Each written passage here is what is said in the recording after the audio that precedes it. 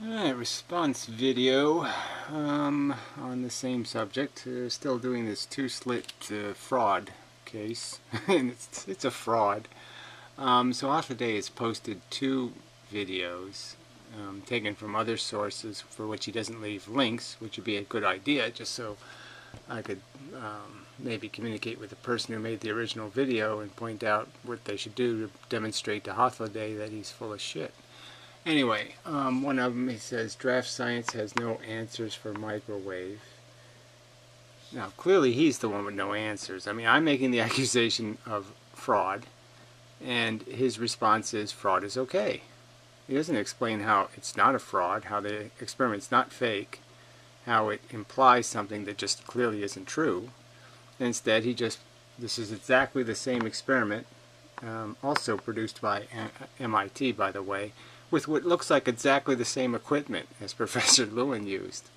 So, irony much. And somehow this is evidence of something weak in my argument.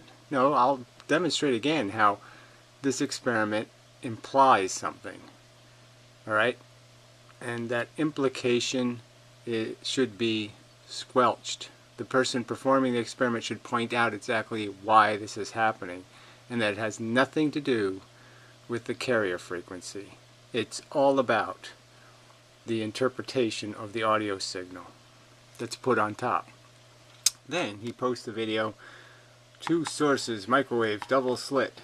So this is the double slit experiment. So now we're back to the actual experiment. Like if Professor Lewin had done this with a radar gun, I wouldn't have had a complaint. If he had done a double slit experiment, I wouldn't have complained. The point was there is no slit. There is no medium. My argument is this phenomenon only takes place when you force the electromagnetic radiation through a medium. Now I know people don't think two slits are a medium that creates tension. See, tension is the key word. See, what I've learned through all of this process over the last 7 years or whatever it's been is tension waves are a phenomenon of tension. You must have a medium that has tension. And what people, apparently physicists, can't understand is that when you bring surfaces together, you create a tension between them in the sense that their electrons are now in association with each other, and those forces are now in tension. Right now, surrounding you, there's a bunch of electrons that are free electrons, but technically they're not very free. They're stuck to you by a weak bond because the proton emanates the proton, the one electron associated with the proton can't hide the proton from the external world forever, all the time. It doesn't create a shield of lead around the proton. So the proton is exposed to the universe in the sense that other electrons can sense its presence, so to speak, through the force transfers, and it will be compelled or pushed towards it. So we collect loose electrons. So when you have two surfaces are brought together, those loose electrons are under tension. And so when you bring two things close together, you create tension between those two things tie together, which bonds their tension, and then they're in tension. So a slit is really a tension experiment. And then second, you have well, I don't want to make this argument now, I want to make it in the second half of the video, but anyway, we'll see how it goes. You know, in this experiment, the guy's using aluminum to shield the microwaves, and he's hitting, so obviously a bunch of microwaves are hitting this metal. And anybody who's ever seen metal in a microwave oven knows, wow, reflective, and electricity is produced. So clearly, those plates are becoming charged through the process of being bombarded by the microwaves, and that's creating tension. And now the electrons in the way in the atmosphere between the material are now under tension, and so now they're being the wave transmitter. They're affecting the photons as they go through, the microwave photons as they go through are being affected by the tension of the electrons. So anyway, this is all a tension argument. So when you take away the slits, you take away the medium, the tension. So there's no transfer. As I'm trying to point out, force in the universe, that is magnetism, gravity, electricity isn't really a force, and light, all the photons from radio to cosmic such radiation, all the little bits radiation, the stuff smaller than electrons, all that radiation can't interfere with itself. It can't interact. Light can't interact with light. Can't do it. It needs a material medium to create a material conduit to transfer information from one force to another force, for the two forces to mean anything. Gravity can't mean anything until there's a material thing to be affected by the forces and move. When it moves, then it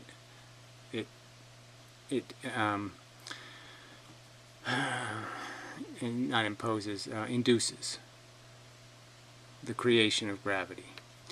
So all the forces can't interact without that conduit of matter, and the two slits provide the conduit for the experiment, the electrons under tension. All right. So I'll play the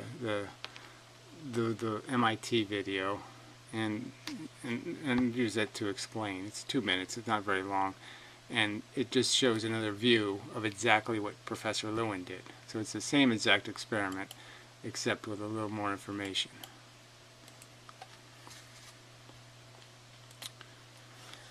Alright, microwave interference. So again, they called it microwave interference, and it has nothing to do with the carrier wave.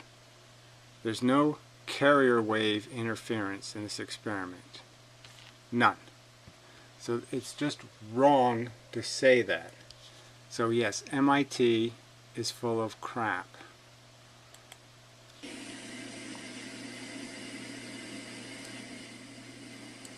Alright, so two microwave emitters, so it's exactly the same as radar for Professor Lewin. The same kind of style detector. It's the same exact speaker. It's the same box speaker, the same wiring connection, the same metal track. It's obviously the same experiment Professor Lewin used. It's the same equipment he used.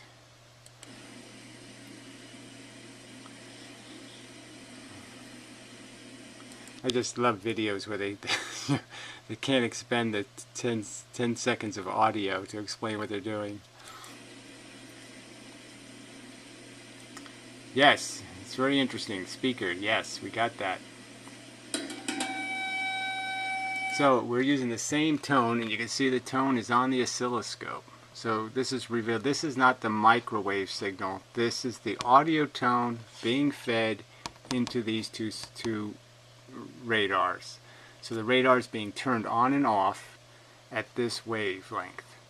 And this line is going to be what's received. So you can see it went way up when that tone started being, when he turned on the detector. So when he turned on the detector, this line went really wacky.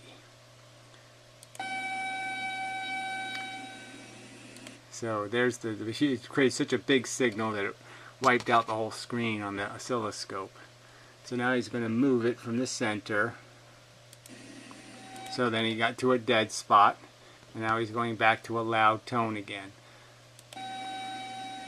A little bit, it wasn't as loud as it was in the direct center. So it's loudest in the center, a little less loud, a little less loud, and that just has to do with the distance from the receivers. And barely hear it there.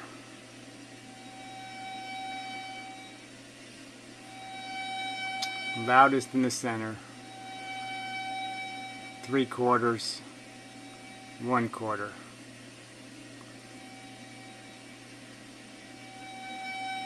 Alright, let me get to the, come on, keep going. I don't know, you know, there's a little meter on the side here. I wonder if the meter is actually reading the microwaves. You know, that would be interesting to know, that they actually did have a way to just detect the microwaves itself. Because that would have told you right there that the needle didn't barely move. but that might just be doing the audio signal too. It would have been interesting if they would have put a camera on the meter. Okay, so here's the oscilloscope view. So this shows you, this is, when they say emitted wave, they mean this is the wave they put on top of the microwaves. This is not the signal of the microwaves, and you can clearly see that when the audio signal is exactly the same wavelength. So clearly this is not the emitted wave, in the sense this is not the frequency of the, this isn't showing the microwave signal. It's the audio signal put on top of the microwave signal. So and there's the detection, the weakest one, the second maxima, and this is the first maxima. Seemed a little weak actually. Well, I guess I was one off. But anyway, so you get the idea. Alright, now the problem with this is that anytime you put a carrier, you put a signal on a carrier, alright, you've essentially ruined doing any kind of interference experiment. It can't possibly detect interference with the carrier wave, because the audio signal, you can't really see it on here, but the zero line, it goes right through here. Okay, so let's understand that the audio signal is a plus 5 volts, and then it goes minus 5 volts. So this is the wave of the audio signal. Alright, so this is plus 5 and minus 5. What the hell that is. Spiders or something. So when you can understand then that the audio signal can cancel each other out, in the sense that if you get to a position where you're getting a plus 5 from one receiver, one emitter, so one emitter's at the plus 5 point in its wave, and the other wave is at a minus 5, you could understand that there'd be no audio. The plus 5 and the minus 5 would cancel out. Now, even though both of them are sending a signal, there's no signal, because the interpreter is going to receive that as a zero signal, because it's going to go plus 5, minus 5. So that's what you have to understand, is when these go out of phase, it's going to mean that the two waves will do this. Okay, this bottom piece will be here instead. Alright, I could do that in red probably. Alright, and so every time this wave goes up, this wave goes down. Every time this wave goes up, this wave goes down. So you can see the two waves will be exactly destructive to each other, in the sense that the two audio signals will consume each other. So this configuration, when you're 90 degrees out of phase, you have absolutely no signal. So even though the wave is traveling, as they travel, so the two waves are traveling, here's the two emitters. Yeah, maybe I can do this in color and it would work better. And the two waves are traveling to a destination. These are the audio signals. Alright? My contention is the radar doesn't care at all. The radar is working at all these locations. So there's no location where there's no radar. The radar is loud all the way across this whole thing. No problem. You can go anywhere and the radar, you'll pick up the radar, because there's always radar there. It's not interfering. And what's happening is the signal that the receiver's picking up, though, at this location just happens to be the location where the two are 90 degrees out of phase, and so it's plus 5 signal and a minus 5 signal, and then it goes minus 5 and plus 5. So you can sort of understand, as the wave travels through this point, so as this jiggly line travels through this point, the two jiggly lines are out of phase, which means they do exactly the opposite thing. This one says 5 volts, this one says minus 5 volts. This one says plus 5 volts, this one says minus 5 volts. So they're constantly destroying each other. That's why there's no sound here.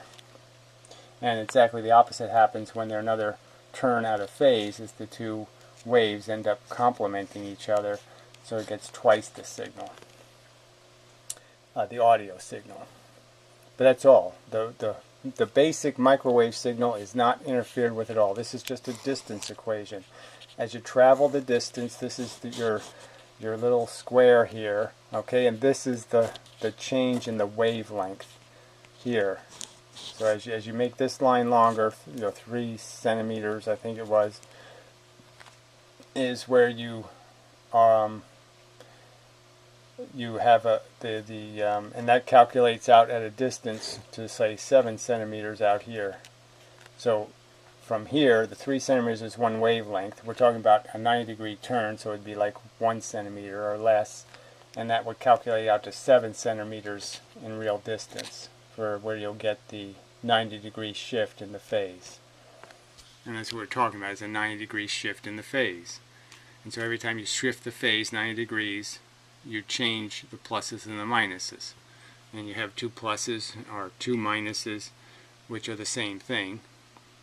I mean, a double minus is the same as a double plus in terms of the signal, saying it's a big signal. 0 is the only thing that matters as a 0. 0 means no audio. -5 means audio. +5 means audio. So this fundamentally can't be done. This experiment, as soon as you interfere with the carrier wave by placing a wave on top of it, you destroy the capacity to do an interference experiment with the carrier, because the thing you're pulling off of it is the thing you're going to be measuring. I mean, it's not impossible, because like I said, you could just detect the microwaves themselves. So instead of listening for the audio signal, they could just detect the microwaves, and they'd find that at every location the microwaves are turning on and off every 500th of a second, because it's a 1,000 hertz signal. So every 500th of a second, it's turning off and on. But it'll be exactly the same everywhere. That wouldn't change substantially. Well, I shouldn't say it wouldn't change. It would change some, because sometimes those there would be 2 offs at the same moment, but it wouldn't. Like I said, the 2 things are they're moving waves coming out of the emitter. So there's no way to have 2 zeros. So there'd always be there'd be 250 to 750, let's say, along this whole pattern. But you'd never have a 0. Yeah, I don't know if there's any other way I can explain this. But this experiment is fundamentally flawed. It's not superficially flawed. It's fundamentally flawed. It can't possibly be detecting what it claims to detect. You can't listen for the audio signal and claim you're listening for interference in the microwave signal when you're using the audio signal to detect it, because the audio signal has a plus and a minus as interpreted. It's interpreted as a plus and minus signal, so it can cancel, and that's what's canceling. So the experiment's just a fraud. So let's finish the video.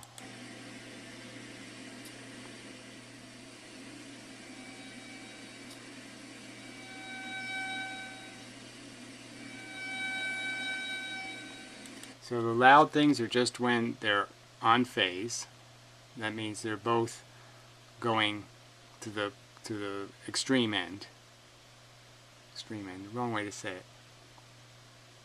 No. One is 0 and one is positive. So I should have said it that way. So one signal is 0 and one is positive. Or one is 0 and one is negative. That's when you're getting a signal.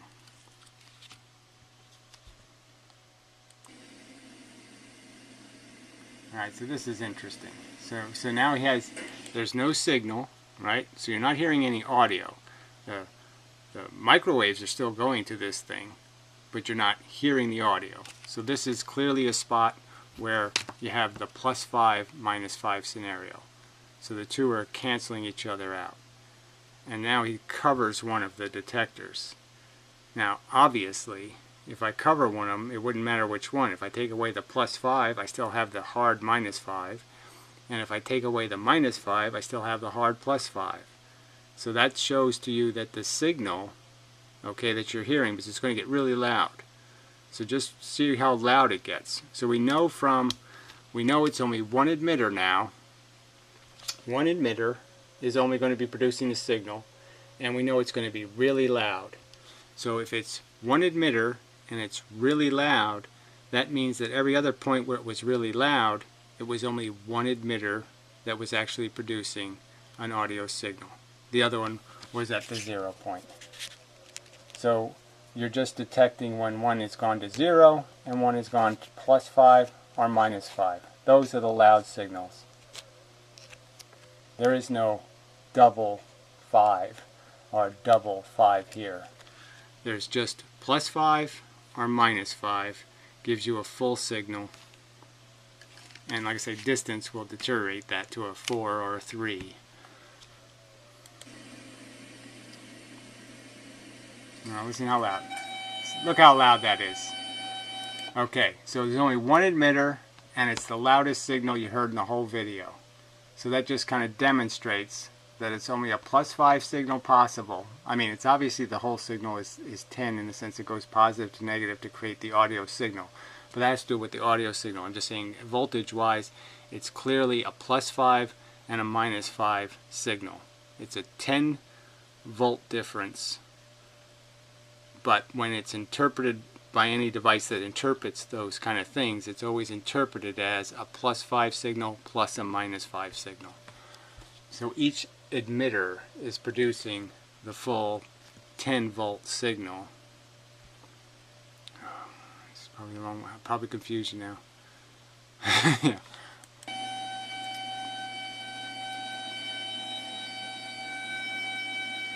Okay.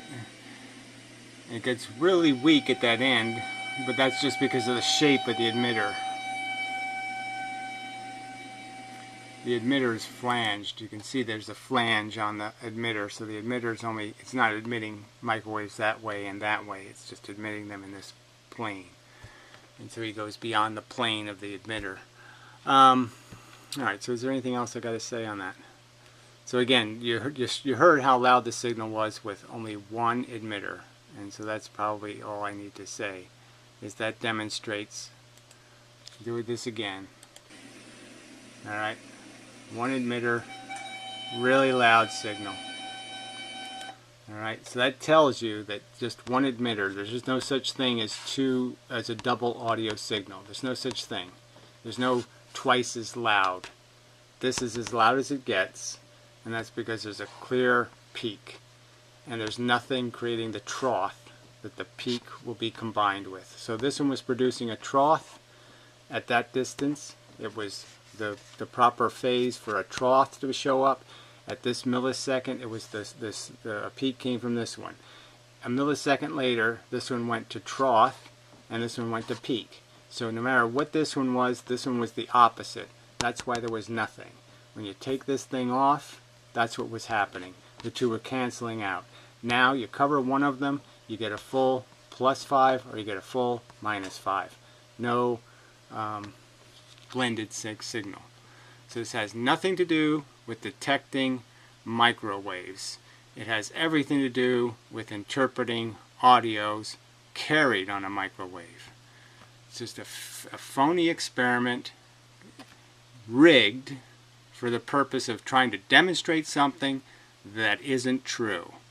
It's a rigged experiment, an experiment done to verify a conclusion. They have a conclusion, they have a philosophy, they have a belief system, they want to prove it, so they engineer the experiment to produce the result they want. Because if they did it honestly, if they did it without all this extra cabling and all this extra nonsense, if they just detected the friggin' microwaves, there'd be no experiment, because it wouldn't prove what they're attempting to prove. Because the truth is, it didn't happen.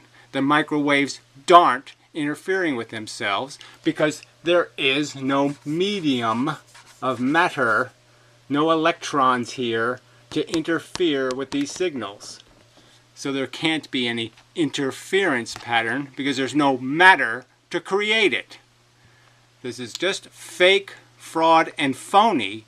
And this lying piece of shit is telling me I'm the one with no answers. No, you're the one with a faked experiment, and you're sitting there lying about the integrity of not only of my theory, but of me. You're lying about my integrity when you're defending people who create a fraudulent experiment on purpose. They know better. They know if they try to detect the microwaves, it won't work. They know that. That's why this is here. That's why this is here with the cables, is because they had to fake the experiment. Because if they did it honestly, it wouldn't be evidence for their cause. It would show the opposite to be true. So you're sitting here right in the middle of fraud, and you're defending the frauders. You're fucking shenanigans. I call shenanigans. I call lack of fucking integrity. Okay, I call gross dishonesty. And then you'll lie about me. You fucking pieces of shit. It's disgusting. So then the asshole, again, posts this video, which is just a regular 2-slit experiment. So let's play this one. What the fuck?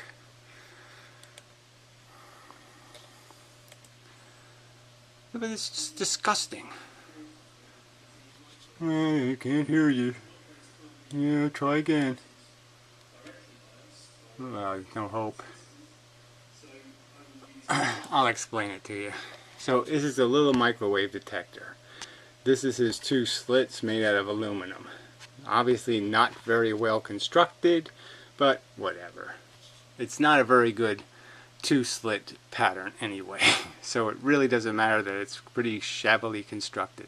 And the detector just creates an obnoxious noise when it detects microwaves. But there's no carrier signal this time. This one isn't carrying any signal. It's just straight microwaves, and this is just detecting microwaves.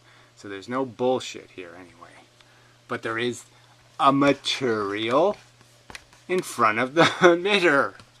There's matter in front of it. Matter under tension.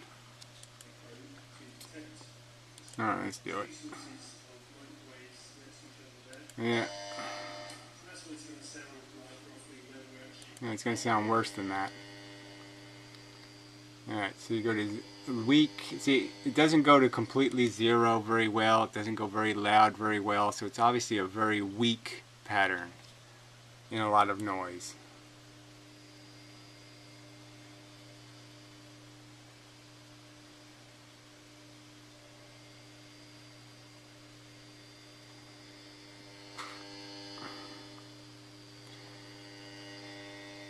So essentially what Hythloday wants to argue here is that if this guy did this with 2 microwave guns, put another gun right here, that he could duplicate these same results. And that's my point, is no, you can't, because you don't have this matter in front of it. You don't have this thing to create the ability for there to be interference. The ability, the obligation for the microwaves to travel through the excited electrons they're creating. The microwaves hit this metal, excite the electrons in it, create more tension in these spaces between the electrons, and the electrons under tension behave different than the electrons not under tension, and that's what's creating this phenomenon. And it has nothing to do with any 2 waves interfering with each other later. The whole thing happens right here. There's no waves coming out of here and then they interfere with each other and do this blah blah blah out here. None of that crap happens. The whole thing happens right here, right at this matter. The matter creates the phenomenon, not the photons. The photons don't fly into space and interfere with each other out here. You can't make a microwave interfere with a microwave. You can shoot microwaves at each other all day long, just like you can shoot light bulbs at each other, or flashlights at each other all day long.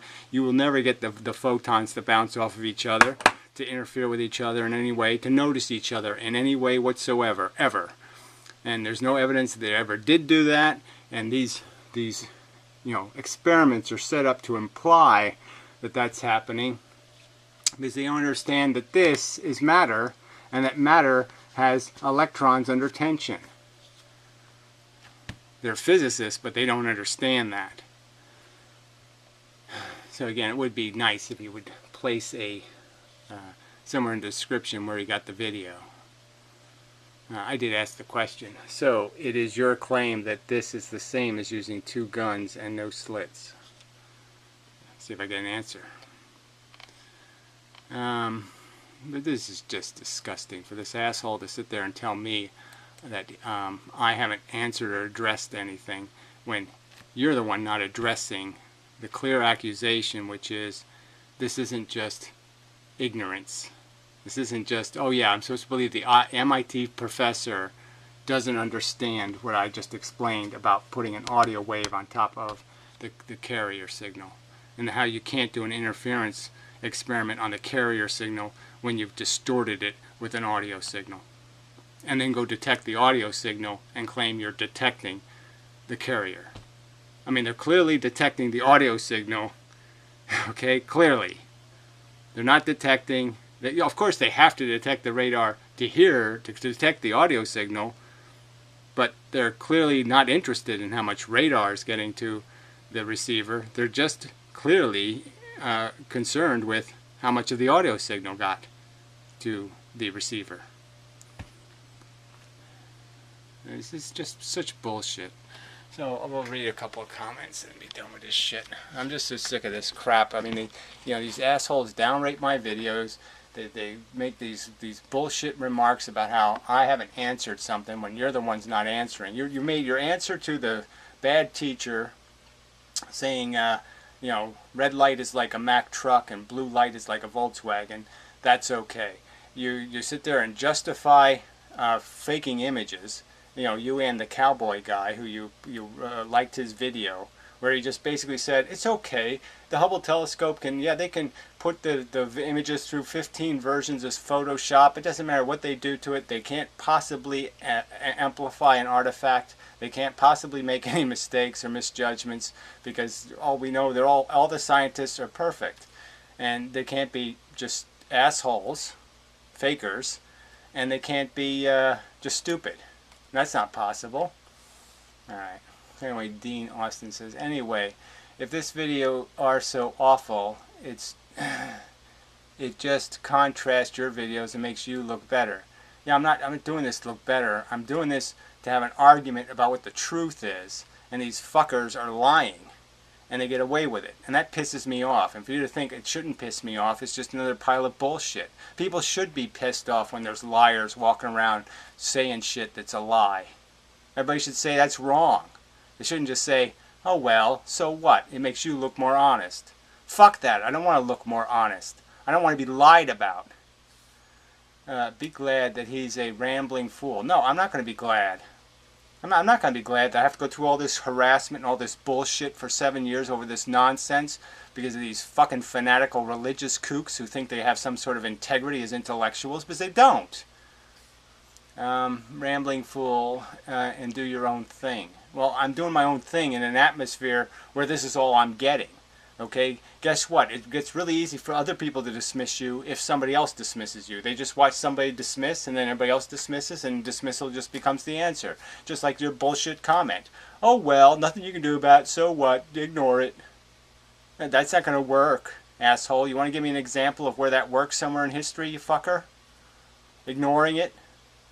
Ignoring people lying about you works? No, it doesn't work, asshole. They get to win then, you jerk. So the Mindless Marbles, who's another stupid cunt who I wish you make your comments to Hythloday, fuckhead. I don't know why you're making them to me. He's the grotesque liar, the misrepresenter. He's the one putting up videos of a teacher explaining it wrong. Why don't you get on his ass about something for a change, jackass? Alright, anyway. So he says, about the 2 versus 4 thing, as much light question. You probably know this, but Walter Lewin is referring to the intensity of radar. Well, he can't be referring to the intensity of the radar. It's impossible for him to be doing that because he wasn't detecting the radar. Or rather, the amount of energy associated per area. Well, again, that doesn't even make any sense. 4 times what? Alright. If you have 2 synchronized sources, like in the video, does the peak signal have 4 or 2 times as much energy associated compared to the single source scenario? Question mark. Yeah, and the answer is no, it doesn't have 4 times, it has 2 times. This question is actually more important than people will realize, because if we are going by your model, and if we assume that assume the number of quanta corresponds to energy, then the answer should be 2. That's right, but again, we're not even, they're not detecting the frickin' radar signal. So again, it's not even relevant.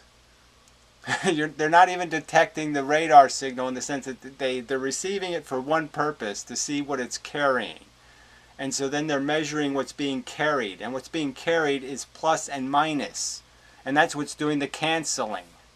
What's being carried is canceling, not the frickin' carrier. Alright, anyway. Both sources give off the same amount of quanta, so together they should give 2 times as much quanta in the middle.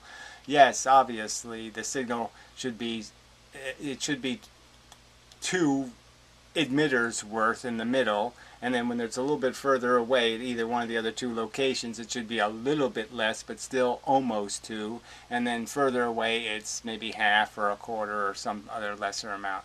And then he makes a comment to his own comments. You say in the recent video that the answer is 2x, but I just want to clarify. Thank you in advance. Like I said, the radar signal is 2x. The audio signal, again, has to do with how the audio is extracted off of the carrier. And that extraction is what's deciding how loud it's going to be. And as pointed out in the other experiment, it's really loud when there's just one emitter. That's when the signal's the loudest, because you have a pure 5. And you can't go 10. Anyway, let's see. You look like a mad fucking scientist. Holy shit. Ha ha ha. Yeah, that's just brilliant. Impronounceable name. What did you? You know, you look like shit floating in a toilet bowl. Crap. Weren't you supposed to win a Nobel Prize a year ago? No, I was supposed to win it like 5 years ago.